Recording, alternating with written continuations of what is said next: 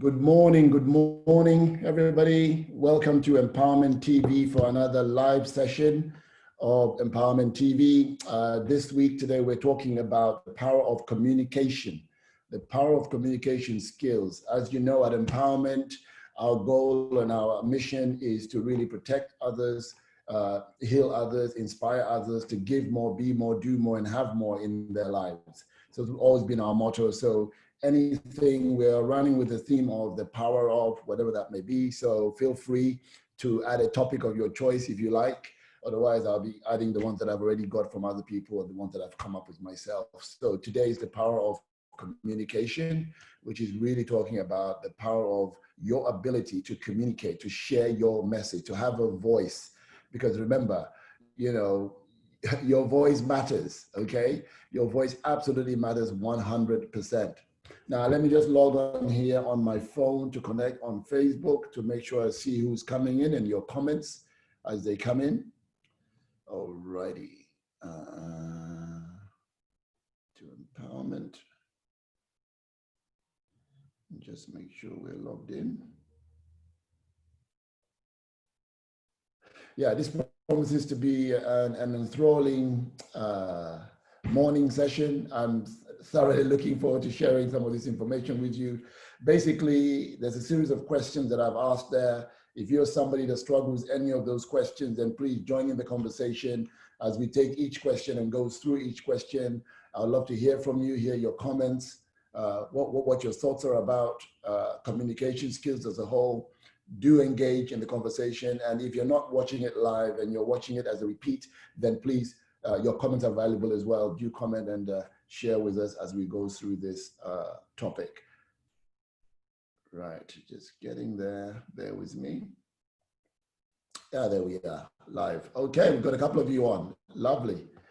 Okay, Claire, oh, Claire, my number one fan. Hi, Claire, how are you? Nice to see you on there. If anybody else is on there, just say hello, say hi, and connect. It would be nice to see who's on and sharing with us. Thank you. Oh yeah, and by the way, keep liking and loving these sections as well. It'd be great. Right, so welcome everybody to Empowerment TV. Another great topic this week. I'm thoroughly looking forward to sharing this one. It's one of my favorite. Just to give you a little bit of background, as an empowerment trainer, doing empowerment activities such as firewalks, board break, bar bending, glass walking for corporate clients for many, many years. It's my bread and butter.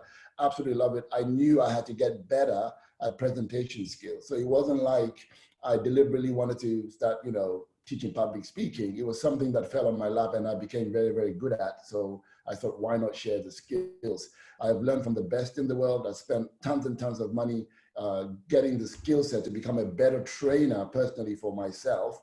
And just to give you a clue, in the UK, I was one of the top trainers for a really great world-class speaker. And I used to deliver all his preview events, his 4-day public speaking event, his 7 days elite training events, used to travel around the world teaching all of this. And in 2016, when my services were no longer required, I thought to myself, yes, I'm an empowerment coach. I'm a specialist at this. This is what I do, help change people's mind. I have all this skill that could really help people. And as you know, the number one fear for most people in the world is public speaking. I was like, what? How crazy is that? Hey, Temi Topper, how are you doing, sweetheart? Oh my God, a blast from the past. Hey, from Hope High School. Love you, darling. Lovely to see you on here and connecting with me. So I find that fascinating because let's talk about this for a minute. You don't have any fear, like going out there in the gym, in the shopping malls, with friends, one-to-one, talking to people. So as a matter of fact, we speak in public all the time. So, but when it comes to sharing your message with a number of audiences, therein lie the problem. Somebody asks you to speak. Somebody asks you to be a best man. Somebody asks you to chair the boardroom. Somebody asks you to do a sales presentation. Somebody asks you, and all of a sudden now you get that jibbies in the knees and your knees start to go wobbly and you start to shake and feel the fear and get nervous. Why?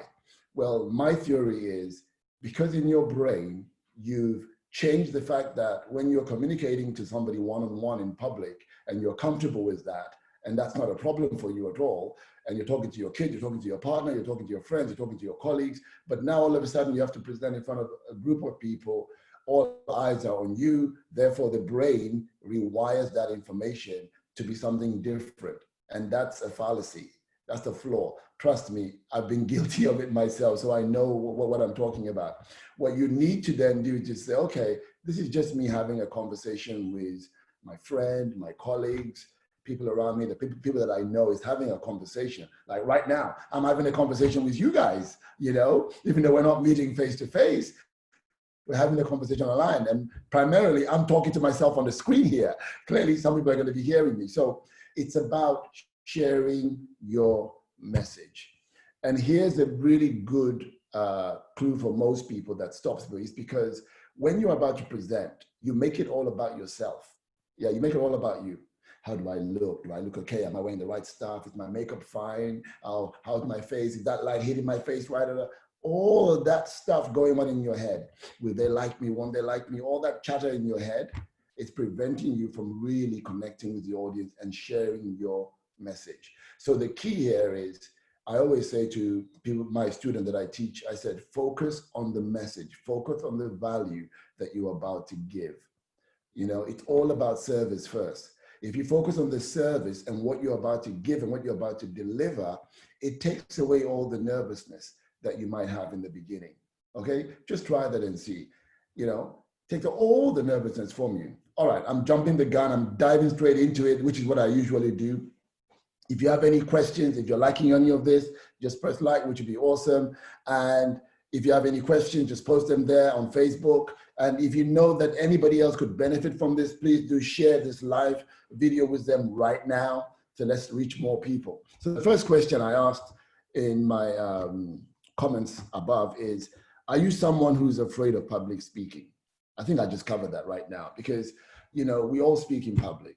And as kids growing up, you know, when we were a kid growing up, we love to communicate, we love to share. I remember my kids growing up, and it's like, they're so happy, they can't wait to say their first words, they can't wait to express themselves or to tell you how they feel.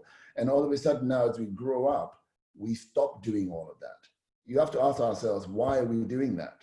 You see, we have so many issues going on now. There's so many issues about Black Lives Matter and all this life matter. I believe all life matters. But there are specific people that are spokespeople for all the rest of the people. If you notice, there are people standing up and people are looking to you be the guy to speak, you be the leader, you be the guy to speak, you be the guy to talk on our behalf. Wouldn't you want that to be you? Wouldn't you want to be the person that people look up to and say, hey, you champion us, you go out there and share our views and be our voice? As a matter of fact, we should all be our own voices, is what I'm saying. You know, because your voice matters, and what you have to say, people have to listen. And, you know, and if people won't listen, you have to command their attention so that they do listen to you. All right. This is something we can definitely deal with, and something that you can definitely get the nerves out of. One of the first way to not be afraid of public speaking is to absolutely have something of value that you want to share, truly believe in it yourself, and then go out and share that message. You don't have to be perfect. You don't have to be a perfectionist. You don't have to know it all. You just have to go there and share your message, okay? I am by no means the complete article when it comes to public speaking. I've been doing this for a long time. And guess what? I'm still a student of the game. I'm still learning every day. I'm still watching other speakers and still going, oh, I really like that. I can implement that. I really like that. I can implement that. So I'm still a student of the game. So by no means am I perfect, but I'm trying to say to people, you've got to lose your inhibition so that you can do what Madonna said, express yourself, you know, express yourself. Thanks for the love there. Second question is, do you ramble on while asked to make a presentation? Are you one of those people that you've been asked to do a presentation and you get your notes and then you're just rambling and you don't know where to begin, where to end, where's the middle, where's the beginning, where's the end? You're just all over the place, and people are like, they're looking at you like this, like, what is wrong with you? What is wrong with her? What is wrong with him? I mean, we're confused. They look like you like dazed, like, we don't know what you're talking about, you know? Now, if you're somebody that's doing that, it's a very easy fix. One of the easiest fix is, I always say, you have to have, actually, let me backtrack. There are three key principles with all of these questions that I'm going to be referring back to. So over the years, what I've learned looking at professional speakers, rookie speakers, advanced speakers, name it, you name it. What I've noted is there are three key guiding principles, okay? Number one is how to have outstanding presentation skills, which is about your delivery and your presence when you're delivering. Are you delivering with real impact so that people pay attention to what you have to say, know, like, and trust you, and then follow through on your message? That's the first one. The second principle is about how do you structure your presentation, okay? You need to have a structure to your presentation. Having a structure is so better. It makes your content sticky and memorable. But if your content is too loose and all over the place, that's when people ramble on. They don't know where to begin, where to stop, where to start, you see?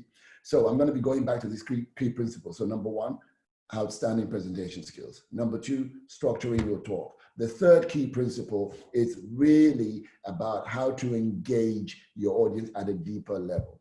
And engagement requires you to have the audacity, you know, the boldness to tell fascinating stories, to tell stories. You need to learn the art of storytelling, okay? So these three key principles I'm gonna be going back and forth on because they're absolutely crucial when you're trying to present. So rambling on, you definitely need to structure your talk. It's better me telling the audience, I've got 3 points, 4, 5, 6, no more than 7 points for you today that I'm going to clarify. It's actually a lot easier for them to take in and digest than if I said, I've got the next 34 points or 24 points to share with you. They'll be like, whoa, that's a bit much. So having a structure is beautiful. And I always say to people, 3 to 7 is about the maximum that people can take.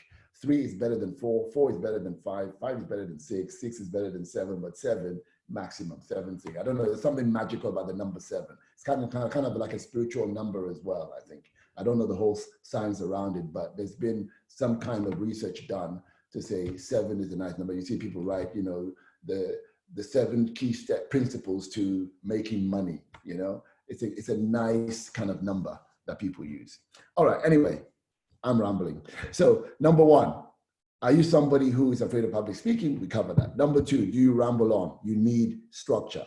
Number 3, do you have cluttered notes everywhere? You know, it's like you want to make a presentation about something.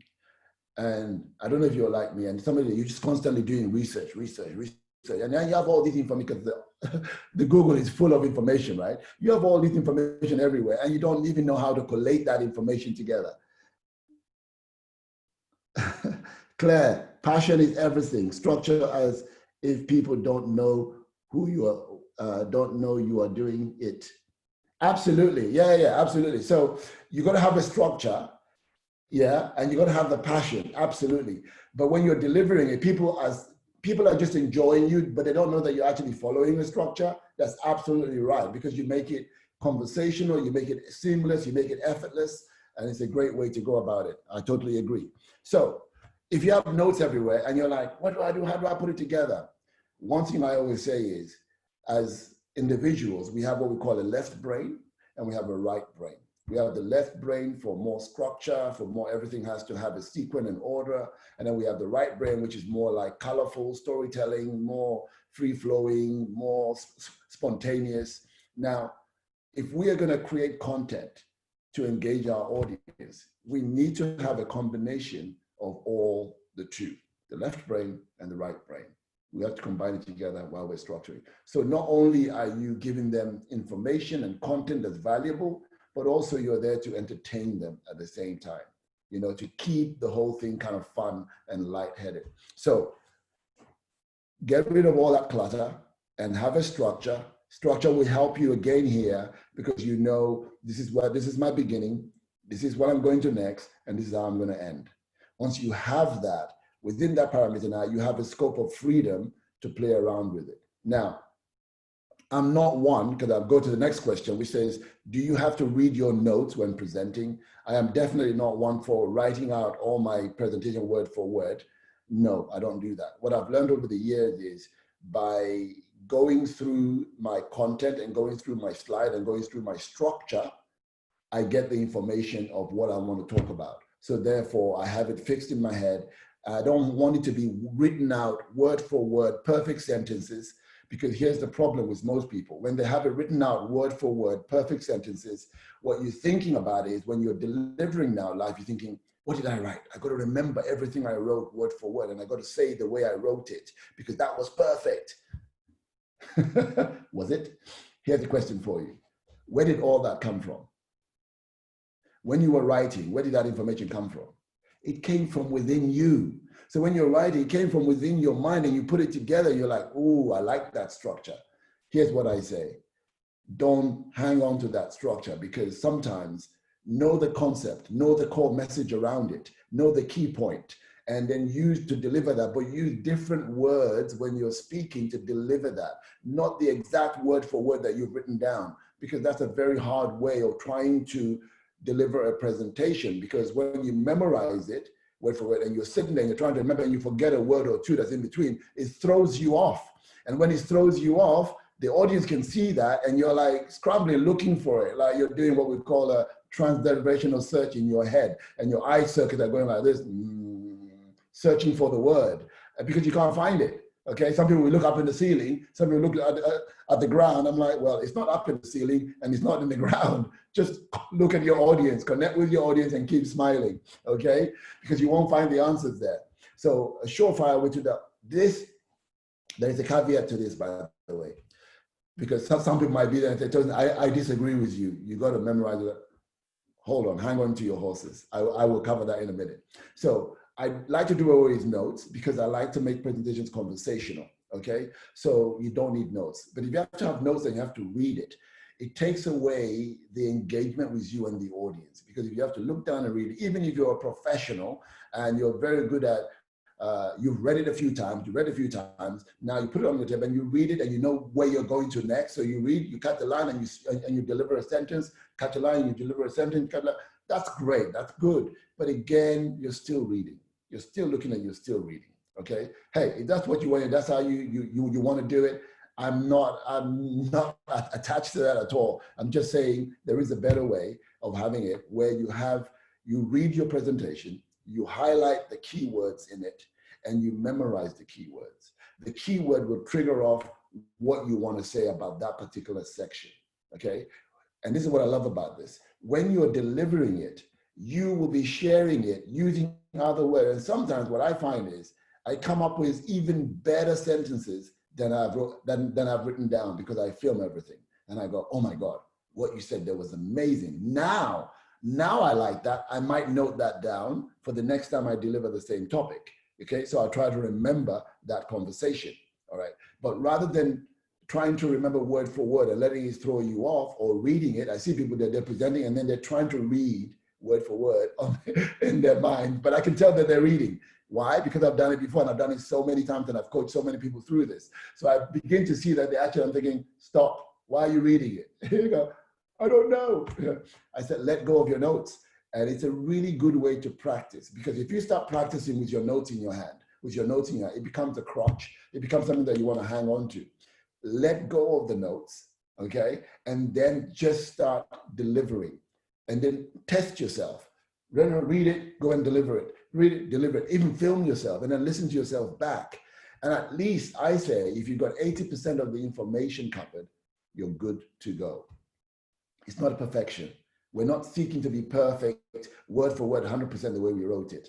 Now, having said all of that, hear me out now. The only caveat to that is if you are a keynote speaker, okay? And there's a difference between a presenter presenting and a keynote speaker, all right? A presenter presenting information, you want to be conversational, you want to engage your audience.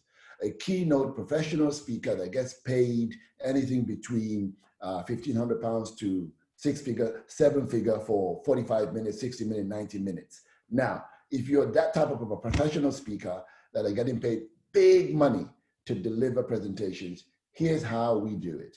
We have what we call spice of life or a vignette. And a vignette is like a little story of 5 minutes, okay? Making a point. Remember we say, tell a story, make a point. I'll come to that in a minute. Or make a point and tell a story.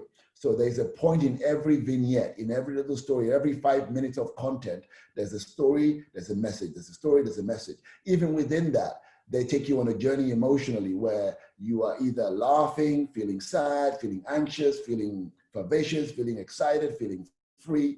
They put a lot of emotion in it, and there's probably a laugh a minute, okay, in it. So you've got to be very professional about crafting this. It's really beautifully crafted. And they do 5 minutes of each, and they have like 45 minutes, 60 minutes, or 5 minutes. They have a manual, okay? It's like their Bible, okay? Those people that do this professionally. And what they do is they spend 20 hours of rehearsal for a 5-minute vignette. You might want to write this down. They spend 20 hours of rehearsal on a 5-minute vignette, a spice of life, a story where they make a point, tell a story, or tell a story, make a point. Either way, it doesn't matter. Basically, you've got to rehearse this over and over and over and over again.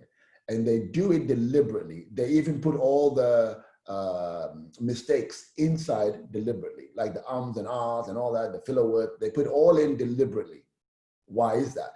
Because when they're delivering it, you as the audience will feel they're just delivering it for the first time, because it's just so amazing and you're caught up in that, you see?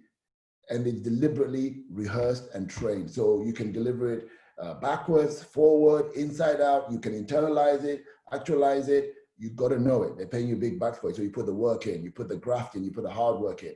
They do that for every single vignette, okay? Hence why they get paid big money for it. Key people that do this, Les Brown. He's been delivering the same keynote story for the last 20 years and still get paid big money for it. But every time they deliver, I don't care who you are as an audience. I've listened to that story many, many times. When I'm in the audience, I'm still engaged. I'm still on tour like he's delivering it for the first time. It's a skill, okay? It's a skill set, really, really powerful. So that's the only alternative where I would say if you're somebody that's getting paid for a keynote, then definitely you've got to memorize that keynote. You got to know your keynote inside out, because when you get up on that stage, there should be no part of you that should waver, that should be uncertain about your content, about your knowledge, about your delivery, about your presence, about your stage presence, because otherwise they'll go, what the hell are we paying him or her for? So that's the only caveat where you have the permission to memorize your note literally word for word. Even then, we say word for word, even then, you don't have 100% word for word, but at least you have 95% of it down to a T that people don't know the difference anyway, okay? That's the only sense where you can do that. I hope you find that useful. All right, show me some loves and some likes. All right, next question is, do you have complex slides or too many slides, or as we say, death by PowerPoint? Are you killing your audience by death by PowerPoint? Now, if you're somebody that's doing that, then you need to stop it. Most people, what they do is they begin to say, I need a slide for everything that I'm going to present. No, you don't. You got to ask yourself the question. Here's my structure. You want to ask yourself, do I need a slide to elaborate this point? And where would you slide? You've got to keep slides really simple and easy. A picture is enough to trigger off what you want to say, because a picture speaks 1,000 words, okay? Long gone are those where you have lots of writing on a slideshow and people use it as a crutch because they want to remember their content, and they put all the writings on the slide so when it comes up, they can read it. That's a bit of an insult to the audience. So you don't want to be doing that because the audience can read, right? So if you put a slide and you put too much information on it, number one, they can barely see it because there's a lot of stuff there. It's all crammed, it's too much information. It's better to have a picture or to have keywords popping up that will trigger something in your mind that will remind you of something. They can easily follow keywords like 1, 2, 3, 4 words, like a list of words, rather than lots of writing. Now, the only exception to this is if you have a good quote and you want to share the quote, now you can put the quote up, but try to enlarge it as much as you can so that the audience can actually see it, and also know the quote yourself so that when it comes up, you don't have the tendency to look at it and read it, okay? At least internalize the quote so that you can then share it with the audience, you know? It's like one I used to have, because I say, I used to put a quote up about the mind, and I just say, man is mind, and evermore he takes the tool of thought, shaping what he wills, brings forth 1,000 joys or 1,000 ills. He thinks in secret, but his environment is his looking glass. You see, James Allen, 1903, as a man thinketh. So you got to know the quote so that you can share it with your audience without having to look at the slide behind you. Okay, so that's really important. You got to memorize, you got to know the quote, you got to internalize the quote yourself. It's really powerful. It shows you as the authority that you are when you're presenting. So less slides, less slide. The less slide, the better it is. I've met with some other trainers and I'm training with them and I'm looking, how many slides? 400 slides, what? For one day? That's way too much slides, come on, reduce the slides, okay? It only has to be, once you've got a framework and a structure, you want to put your structure up and you want to have pictures or something to illustrate your point, and pictures are really beautiful to do that. So more pictures, it engages the audience, it captivates them, and some of them make the audience laugh as well. So you can have a funny picture there. I used to see one about a little kid going for it and going, that's a really funny one that makes the audience laugh. You put a picture there and you share a particular point that resonates and makes sense and it's connecting with the picture, powerful. All right, moving on. If you're loving this and you're liking this, show me some love and comment there. This is great stuff, Tosin. I'm loving it. That would be amazing because sometimes I'm just going, I don't know if it's making sense to you or not. All right, the next question I have here was, do you fidget a lot or play with object when presenting? That's an interesting one. You see, there are certain things you need to do with your hands or your gestures. Excuse me. Oh, hi, Sue. Lovely to see you. There are certain things you need to do when gesturing, with your hands as a speaker, okay? There are key elements there that you need to understand when you're presenting and delivering with real impact. In terms of your delivery, that has to be seamless. So you got to know how to use your hand. One of them is, if you're speaking, you don't want your hands everywhere. So you want to obtain what we call the neutral position. And the neutral position, if you guys could see me clearly here, it's more like you're standing up, bear with me. You're standing up like this, and your hand, you've used your belly button as your gauge. Your hand becomes here, you hold it like this. Okay, nice and easy. It's not touching my body, just away from my body, but nice and relaxed. Some people do this. I like this. It's like you're holding a piece of paper, but there's nothing there. You just stand there. Or you could do this, nice and relaxed. Not this. This is, I'm scared. Nice and relaxed. Or you could hold a finger, nice and relaxed. Or you could do this, or you could do this, or you could do this. Some people do the stipple. I sometimes do that. I don't really like that. It's a bit intrusive. I find it distracting sometimes. But you could do that. You could do this, and you come back. But it's just a way of keeping your hands out of the way. So if you're somebody that have to hold a pen and play with a pen or hold a marker and then fiddling with it, this is just a way to keep your hands out of the way and not play with that. Just do this. It's called the neutral position while you're presenting. Bring your chin down and you can walk around and you can present as you're presenting. That's great because movement is important while you're presenting, but this will avoid you having to fidget when you're not using your hand, okay? When you're gesturing, you can gesture and come back. When you gesture, you can gesture like this and have a conversation and come back. It's just a nice place that grounds you, especially when you're doing stuff on video, like on YouTube. It's a really nice kind of pose for you to have where your hand is not everywhere. If you watch all the news presenters on Sky or anywhere, they might have an iPad in their hand. That's to hold their hand still, and they have the iPad there. Or somebody they don't, they just keep their hand like this. Watch them, and they train every guest to come on the show to do the same thing. They have their hands out of the way. So their hands is not all over the place and they're not fidgeting, they're not moving willy-nilly, because here's the key with moving on stage is you have to move with purpose. There must be a reason why you're moving. And one of the master at this is Tony Robbins. He's brilliant at it. So whenever he's doing UPW, I don't know if you've ever been, Unleash the Power Within. If you've never been, you have to go. I've been 9 times. I used to go every year. I was addicted to it. Now, I was learning from the best. So basically, whenever he's about to tell a story, he does something beautiful. He has one of his stool on stage. He drags the stool and brings it to the middle of the stage, and then he sits on it, and he starts to tell a story. You see, now he doesn't tell people it's story time. When he's done with it, he stands up, he moves the chair back away, and he starts to deliver again, writing on the flip chart, delivering. When it's story time, he doesn't say anything. He just grabs the chair again and brings it back to the same spot in the middle. You see, that's movement on purpose. He's doing it deliberately. Now the audience unconscious mind gets, oh, story time. Without even have to say it. We get excited, we get giddy like a little kid again, or a little girl, because we're excited for the story. but he set it up like a comedian. Comedians do that. They set up stuff, you know, so they can backtrack a little bit. You know, they have a spot on the stage. We call them living holograms on your stage. So every movement that you see that you think, oh my God, it's for the first time. It's not, it's rehearsed, it's practice. Every movement is on purpose. Why do we move on stage? You know, you want to move to the left, you want to move to the right, you want to move to the middle, because you want to connect with all of the audiences, especially if you're on a big stage. Even if you're not on the stage, you want to be able to move around the stage so that you can connect with your audiences. It avoids you fidgeting and moving without any purpose, which some people just do because they're nervous. They're just walking about up and down, pacing, talking, up and down, pacing, moving, talking. They're nervous. So the nervous energy kicks in and they're just moving all the time, which is very distracting for you, the listener and the audience watching that. It's like a ping pong. You're like, Are they playing table tennis or long tennis? Could you just stop? You know, your head is moving back and forth. We don't do that. Professional speakers move on purpose and then they stop, because stillness is also power when they're delivering an impact line. So they move to the left and move to the right because they're trying to engage all of the audience, but they move at certain times, okay? There's a lovely word that I use called the 3 Ps.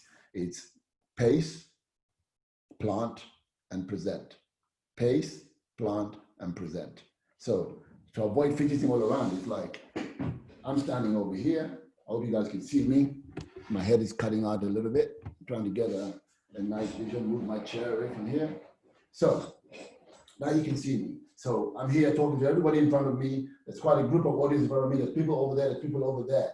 Now for me, if I want to connect with people over there, then I got to look in that direction and just, you know, pace, pace, pace, go over there, stop, present, you know, plant myself, I present. When I'm done with my presentation, now those guys are missing out from me. I want to connect with those guys as well. So I look over there and I go over there and I go pace, pace, pace, plant myself over there, and then I present to these guys for a bit. But you see, it's deliberate, it's on purpose. And I'm done with this guy. I want to come back here, I come up, pace, pace, I plant myself, and then I'm delivering to the whole audience in the room, looking at people at the back and talking with them and having a conversation with them. It's all on purpose. It avoids you fidgeting, and it makes you look so professional, so poised, so slick when you're presenting. Okay, I hope you got that. Next, the question that we have is, do you find it difficult to project your voice? This is a biggie for a lot of people. Hey, Kennedy, how you doing, buddy? You know, do you find it difficult to project your voice? This is huge. Hey, how you doing, brother? How's the family? That's my brother from another father checking in there. So, do you find it difficult to project your voice? This is a biggie, because when you're speaking, people got to be able to hear you. And we say we've got to use the ability of our vocal variety. We have what we call vocal inflection. We've got, you know, the very high voice, which is the warrior. And then we've got this medium pacey, so which is your normal sounding voice. And then we've got the kinesthetic voice. You know, the one that just whispers. The one that says, where focus goes, energy flows. Did you know that?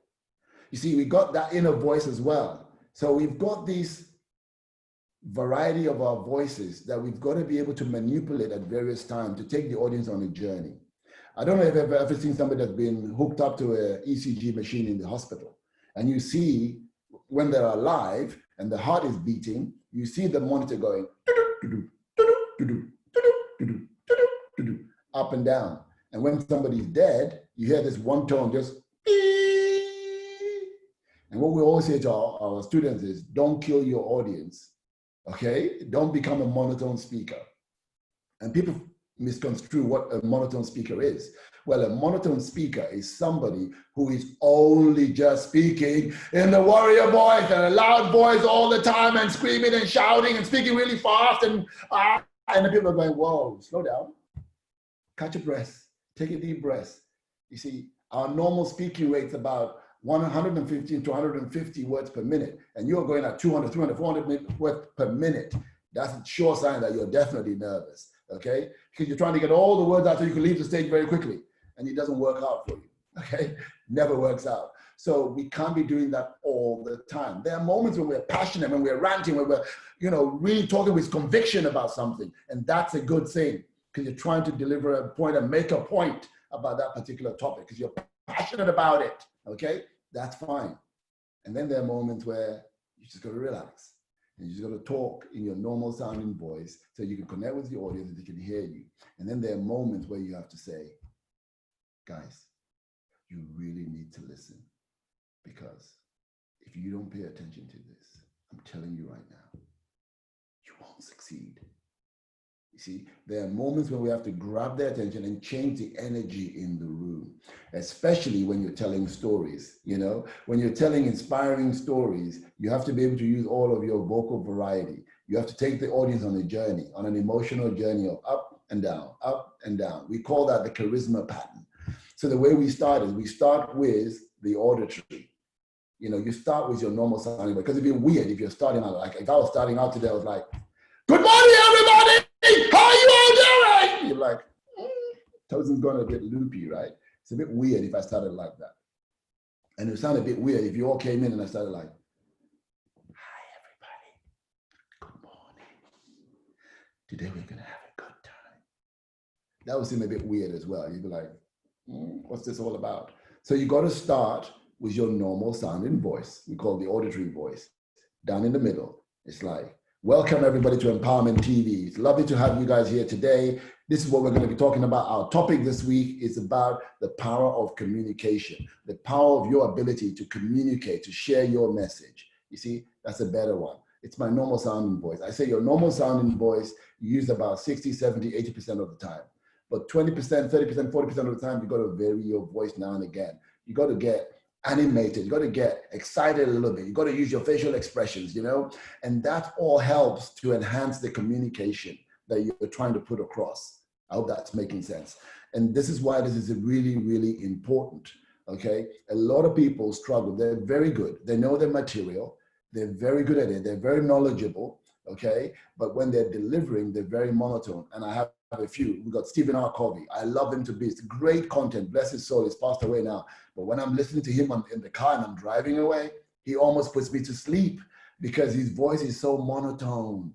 He just stays in his normal sounding voice throughout, And there are many great speakers like that as well.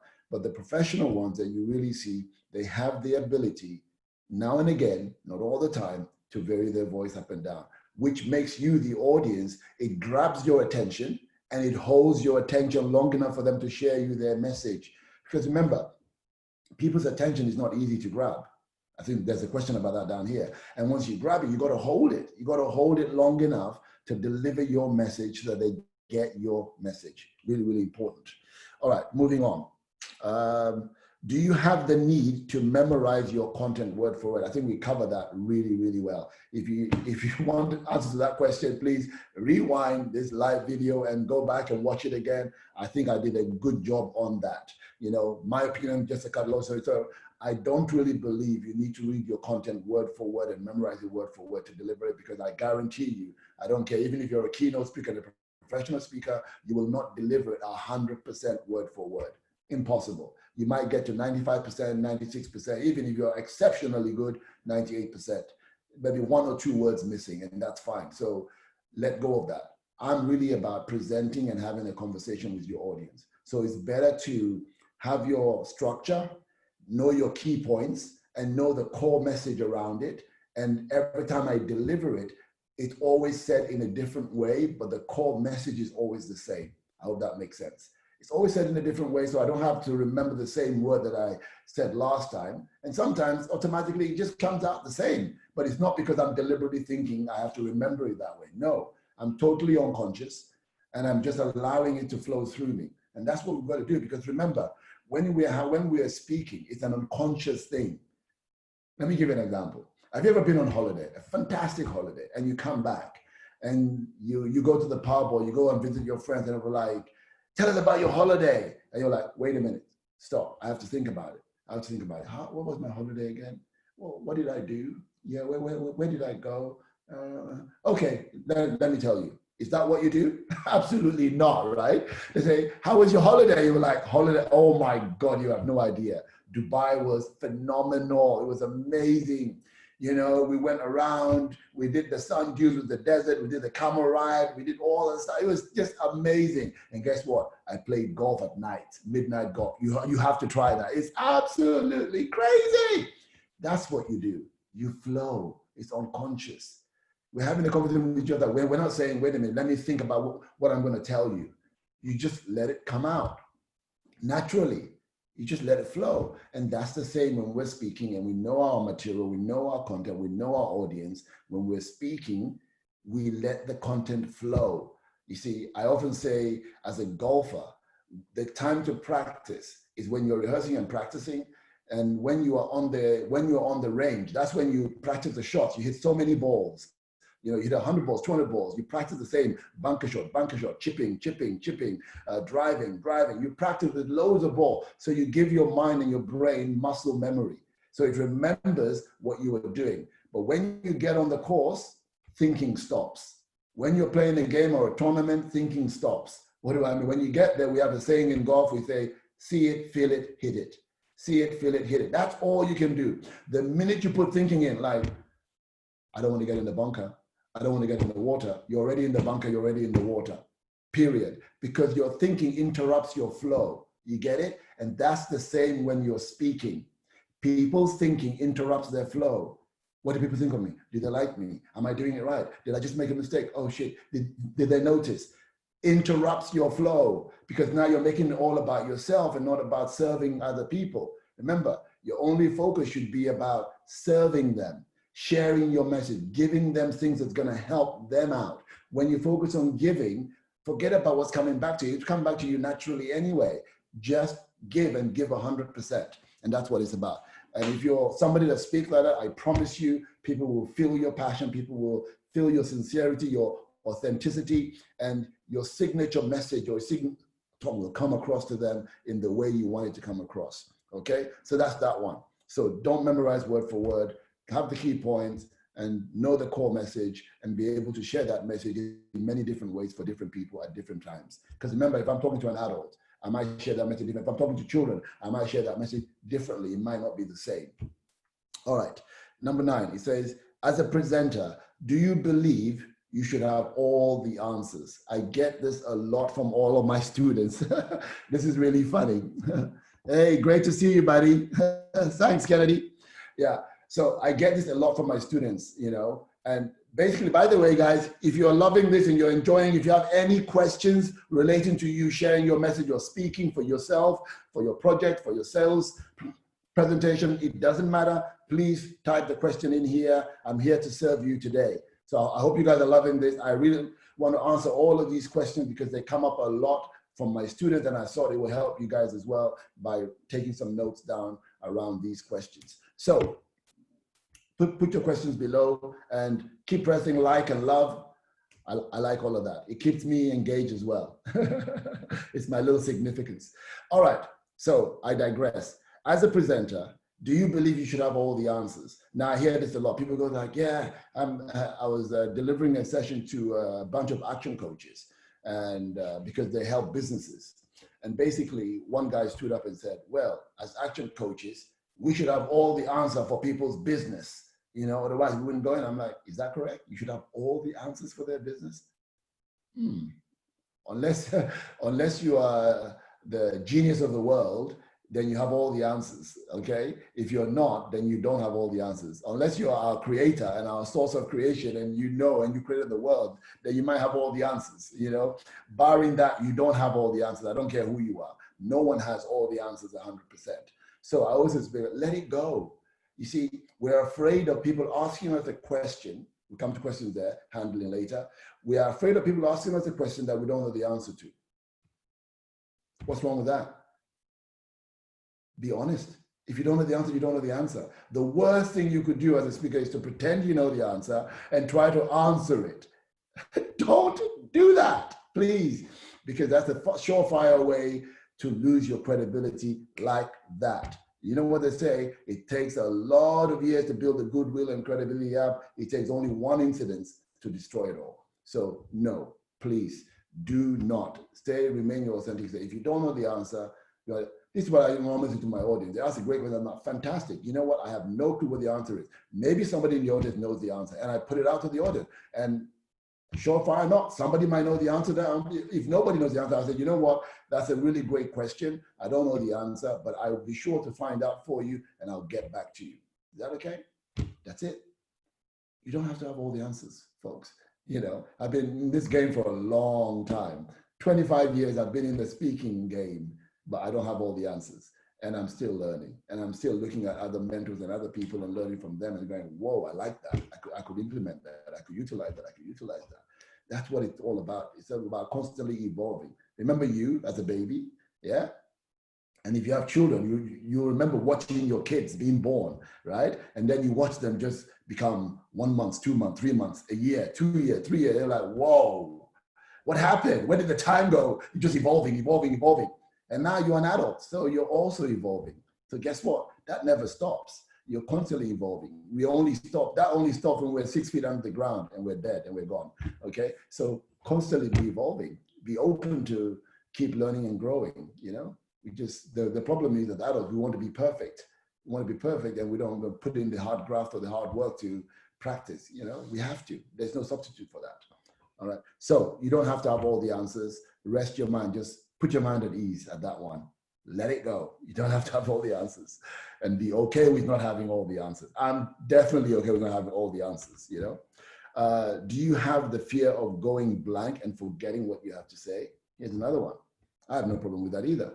People are afraid of that. Oh, you're in the flow, you're talking, you're having your conversation. Thank you for the loves. You're enjoying the conversation and you're like, I've lost my chain of thought. Where was I? I actually addressed the audience. By the way, guys, I've just digressed. Okay, I apologize.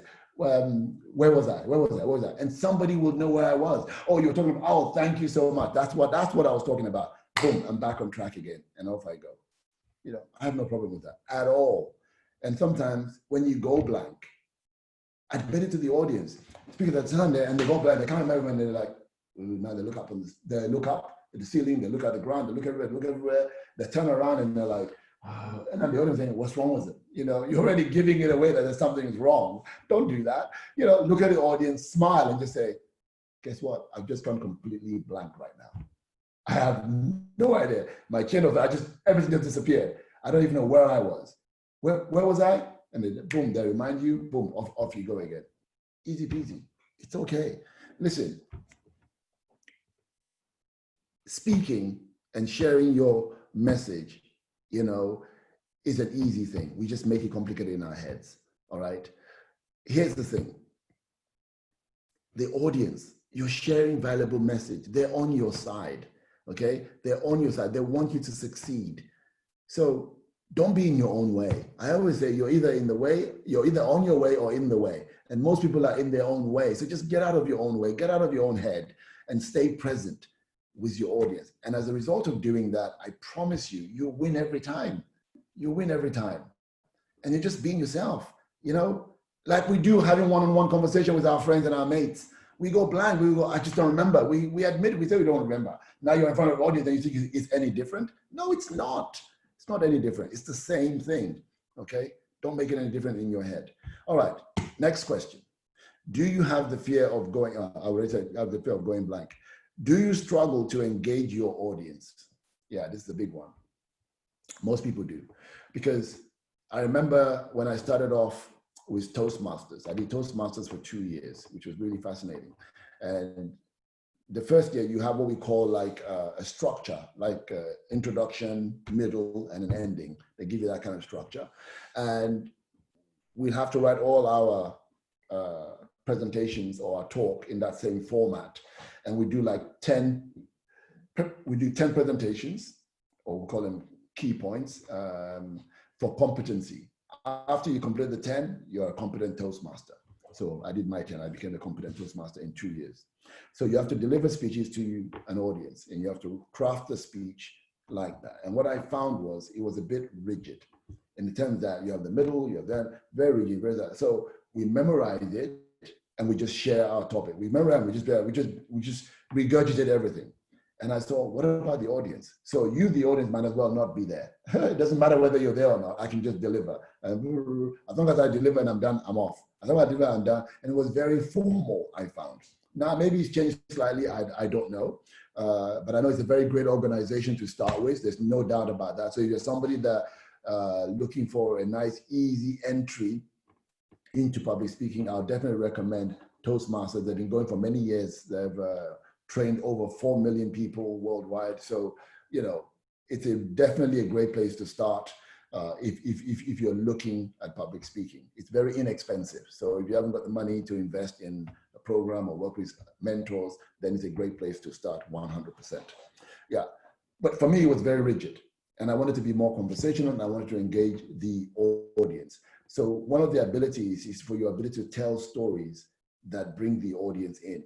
Okay, and also in conversation, we call check in with the audience. You know, it's always like, is it making sense? Are you getting this? Do you understand it? Is it coming across the way I would like it to come across? Asking those questions allow your audience to kind of like respond and give you an engagement. So I'm like, is that making sense, guys? Yes or no? And the audience will go, yes. And I go, wow. See, when I get an 80% response back, I feel good as a speaker because now I'm related to the audience. They're getting it. It's making sense to them.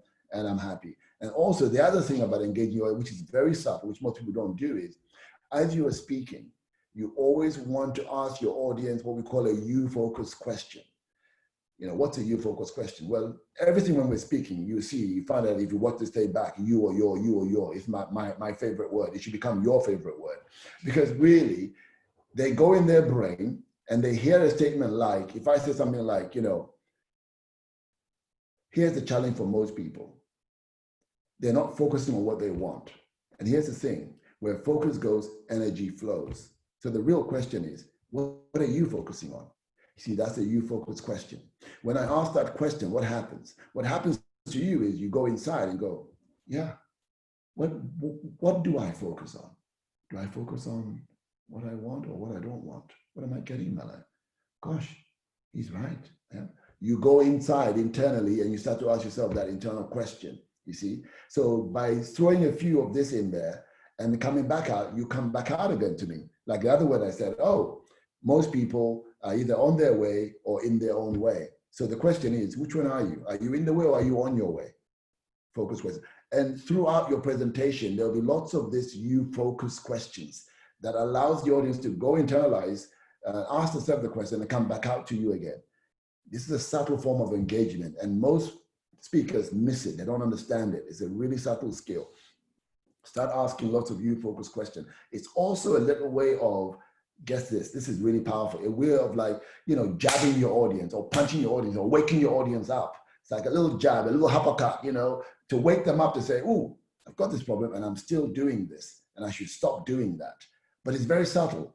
You see, it's a very subtle, so you-focused questions. So I might say something like, you know what, you see, you don't have any problems, you know, but you have decisions to make. And here's what I've learned.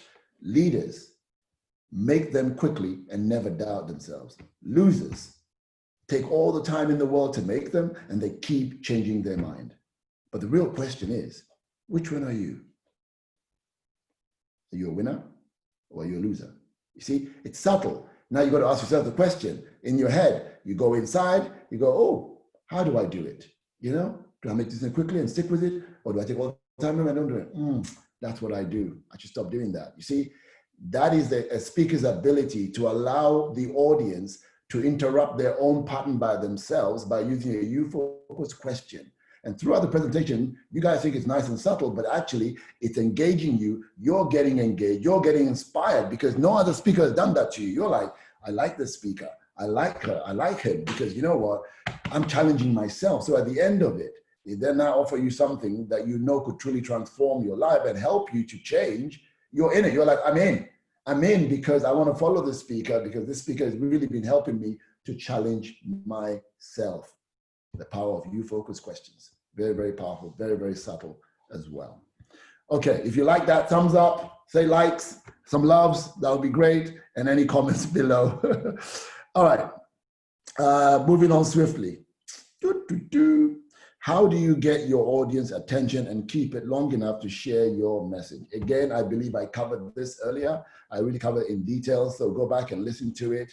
You know, again, it's having a compelling structure, a compelling opening, a compelling structure for them to follow, a compelling agenda for your talk. So the audience are like, oh my God, I really need that. You know, I really need that, and I have to listen to what this guy has to say. I really need that. Very, very subtly, you keep their attention, you hold it. I often begin, your beginning is really crucial. You know, I don't have time to go into details, but sometimes I have different types of openings that I have. One of the openings that I do is if I'm in an audience of personal development people and we're talking about mindset and changing their mind, you know, I might walk in and they introduce me, welcome to the speaker, Tosin Oganusi. I walk in, I look at the audience, I look at all the audience, I smile, look at everybody, scan everybody, the whole room, smile, and they're going, why is he looking at me? What does he want? But I literally look at everyone in the audience, eye to eye, and I scan the whole audience and I'm smiling. Because now I have all of their attention on me. And that's what I want. Now they're thinking, this might be 30 seconds, 40 seconds, pregnant pause, as we call it. Very powerful, the pause. And they'd be like, why is he not saying anything? Why is he not saying anything? And I'll just say, raise your hand if you're here because you want to be truly successful and you want to understand how to manage and control your mind. Raise your hand. They all raise their hand. Great. I said, interesting. I walk to the flip chart. I take a marker pen and I start to put some numbers up. I say 1 + 1, 2, 3 + 3, 6, 7 + 1, 4. I deliberately get one wrong. You see, when I keep writing, but as soon as I get one wrong deliberately, I hear the murmurings in the audience and everybody's like going, that's wrong, that's wrong, that's wrong. I can hear it. And I keep going, I keep going. And when I finish, I turn to the audience and I say, what do you see? And everyone by now, most people are like, well, that's wrong. Somebody will even shout out. Somebody has the urge to see me say, that's wrong, that's not right. And I'm like, isn't that interesting? Raise your hand if you saw what was wrong, please. They all raise their hand. Oh, interesting. I said, what about all the stuff that was right? Did you guys all miss that? You see, in society, we're programmed to always look at what's wrong. And that's the problem. Because remember what I said in the beginning, where focus goes, energy flows. And you want to be successful in life and all your focus is what's wrong all the time and not what's going right. We need to change that mindset. Are you guys ready for today? They're like, yeah. So it's a captivating thing. It's like grabbing their attention. Now they're like, we want to know what this guy want to talk about to tell us to really focus on what's going right in our lives. Because remember, success breeds success. You want more money, give more money. You want more love, give more love. You see, you know, you have to look at what's going right to create more of what's going right.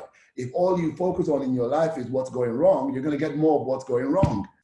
And that's what we do. Now, don't get me wrong. I'm not saying turn a blind eye to everything and don't look at everything in your life that's not going right, but you're looking at it with perspective. I always say you've got what we call the worst case scenario and the best case scenario.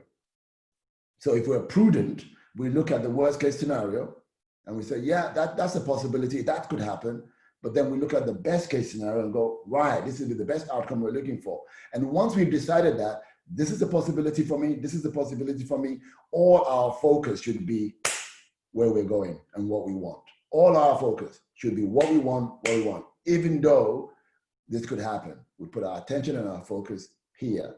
You see, the only thing that grows in your life and my life is what you put your attention to, especially during this pandemic. Some people are looking at it and going, and focusing on all the things that could go wrong, the problem, no job, no money, Other people are like, what can I do? How can I pivot? How can I change? You see, there's a big difference. These guys are getting a different result and these guys are getting a different result. The question is, which one are you? Boom, what are you doing? You see how this happens? It's just conversational, okay? And it gets you to start thinking about yourself. All right. We're almost there. We're almost there. Time's almost up. Well, time's up, I believe, but hey, you guys are here loving it, so let's keep going. Now, the question here is, do you still get nervous when you're presenting? Well, you shouldn't be nervous when you're presenting at all. You should not be nervous when you're presenting. Now, I used to say that I used to have what we call a butterfly feeling in my stomach. I used to have this butterfly feeling like when I'm about to go up. You see, in the beginning, I used to call that the nervous energy, but now it's the energy that tells me that I'm ready. So you see, when you're excited and when you're nervous, you see that energy is the same energy, by the way. Same energy. Yeah, same energy inside of you, bubbling in you. Same chemical release. So what we have to understand is the more you do something, the more you practice something. Yes, you might still get this, I call it a butterfly feeling as you're about to start and go, but that kind of dissipates and disappears when you're focusing on the message and what you want to share with the audience and you want to deliver value, you want to give them something of value. The minute you're doing that, boom, you lose all that, whatever you want to call it, nervous energy. So it's all a matter of focus, okay? There are three things that affect your state. The language that you say, what the words you're speaking to yourself, your focus, where you put your focus and your attention, where you put your lens, and more importantly, the way you hold your physiology, your breathing pattern, okay? So if you get all these three things right, there should be no reason why you should be nervous, because the focus is always about serving and sharing my message, okay? Always, all right? And the language ought to be like, these guys are gonna love what I'm gonna say. They're gonna enjoy me, they're gonna love it. They're going to give me a standing ovation at the end. They're going to really appreciate what I'm about to share with them. When you create that picture of things going right in your mind, you usually get it. What most people do, they create a picture of doom and gloom, of everything going wrong. And guess what? They usually get it as well. How do I know? I've been a victim of it many, many times. So I've learned to overcome it. And this is the same way you can overcome it. So create the right picture, you lose the nerve. But more importantly, it's about the message you want to deliver to your audience. That's the key. The gift that you have that you want to share, because you're not selfish, you want to serve. Okay. The minute we go inside and it's all about us and how we look and what we're, then we lose it. Okay. So focus on that. Running out of time quickly, and I want to share something with you as we finish. So unfortunately, won't be able to answer some of those other few questions, but here's what I want to say. If you're somebody that's absolutely interested and you want to learn more and you want to dive deeper into these presentation skills to help you in the workplace, to help you at home, to help you deliver your message with gusto and real impact, then I've designed for you what I call a virtual online training program called Speaking and Presenting with Impact. It's usually my 3-day presentation, which I do live, but unfortunately, because of coronavirus, we can't do that live. So we're going to do a virtual one online via Zoom. So if you're somebody that's interested in that, go to my Facebook page, Tosin Oginusi, or Mpowerment, a Facebook page, and you'll see there is a link. That's www.empowerment.co.uk/speaking and presenting with impact. There's a link up there. I don't want to give you the wrong link, so ignore what I've just said there, but just go on there. There's a link on there, click on the link, and it's a virtual 3-day training where I take you through what I call my Formula One speaker system. And the Formula One speaker system covers those three principles that I've learned over the years. Number one, how to have outstanding presentation skills. Number two, how to structure your talk. And number three, how to engage your audience at a deeper level. There's over 32 different modules that goes to answer all of these 3 different areas. So it's a quite in-depth program, and we'll be doing a morning session and an afternoon session of 90 minutes. It will all be recorded, put into Dropbox for you to review, okay? And here's what I'm doing. I'm doing it, normally I charge $2,000 for my 3-day training. My online program is $298, but what I'm gonna give you is 3 key bonuses. So for signing up today and coming on board, I know purse are hard, people aren't really doing much. So what I'm gonna do for you guys is make it easily and super affordable for everybody. It's 100 quid if you sign up, and here's what you get for the 100 quid. We're gonna cover all those areas that, like I said, over 32 different modules. You're gonna get the online program. So even if you can't make the 3 days, just buying it and getting the online program will suffice, because you have everything in the comfort of your own home that you can go through it whenever you want, okay? So we'll give you the complete online program. And the next thing that I'm offering is for the first 25 people, that sign up, you get a copy of my book that's selling on Amazon. It's perform like a champion every time you speak. It's called 6 Steps to Your Presentation Mastery. This is all to do with the delivery aspect of your presentation. It sells on Amazon for $15.99. You will get it entirely for free. The first 25 people that sign up, I'll be putting this in the post to you. So not only do you have the home study program, you have the reference book from the reference as a source from the book itself. You also will be having a private Facebook group where you can ask me any questions about what you learned. And by the way, I can't put a price on that. That's priceless because I value my time. But you'll be able to put your questions in there and I'll be able to answer it for you. So that's all I have for you folks. I hope you've enjoyed this session about communication skills. And remember, your ability to communicate and share your message is the most valuable asset to you bar none. So if you want to learn how to speak and present with impact, go ahead right now, click on the link on my pages, either on my personal page or my empowerment page. Click on that link there. There's an ad that I'm running there. Click on the link and register yourself for this. There's a limited number of people that we can have on the course. And like I said, for the first 25 people that sign up, you'll be getting a free copy of my book, free online home study program, and you belong to a private Facebook group where we can go through it. And you're going to be spending 3 days online with me via Zoom doing this and covering all the details. So by the end of it, you should know how to have your own signature talk and how to deliver and present and engage your audience and tell stories boldly. All right, I'll see you next week for another beautiful TV series. I'm having a guest next week, and we're going to be talking about the power of running a successful business. I have a really, really good friend coming on, Mac Atrim, to share some juicy tips with you on how to run a successful business. So I'll see you guys next week. Hope you've enjoyed this. If you like it, please do share it with everybody else. And until next time, take care. And remember, stay safe, stay fit, stay healthy.